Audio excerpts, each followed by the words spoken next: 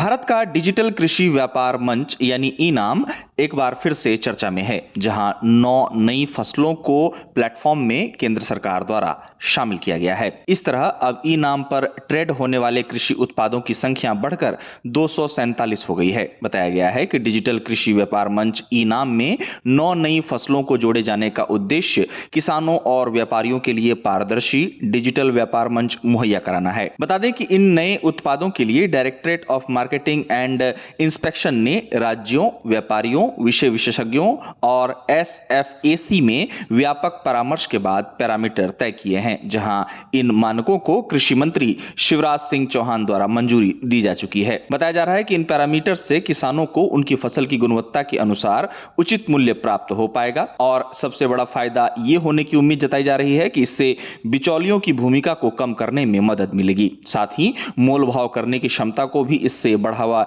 मिलने की बात कही जा रही है। गौरतलब है कि अभी तक ई-नाम पर 238 फसलों के पैरामीटर्स तय थे, पर अब 9 नई फसलों के जोड़े जाने के बाद ई-नाम पर फसलों की संख्या 247 हो गई है। आपको बता दें कि अब ये सभी पैरामीटर्स ई-नाम पोर्टल enam.gov.in पर उपलब्ध हैं। सरकार का कहना है कि यह कदम कृषि व्यापार को गुणवत्ता आधारित, पारदर्शी और किसान हितैषी बनाने की दिशा में एक बड़ा कदम है। इससे किसानों को बेहतर बाजार पहुंच, उचित दाम और आर्थिक सशक्तिकरण सुनिश्चित होगा। गौरतलब है कि ई-नाम को 14 अप्रैल 2016 को लॉन्च किया गया था और इसका मकसद किसानों को उनकी उपज बेचने के लिए एक एकीकृत राष्ट्रीय बाजार प्रदान करना है और इसकी स्थापना के बाद से ही किसानों को अपनी उपज की उचित कीमत प्राप्त करने की दिशा में मदद मिली है।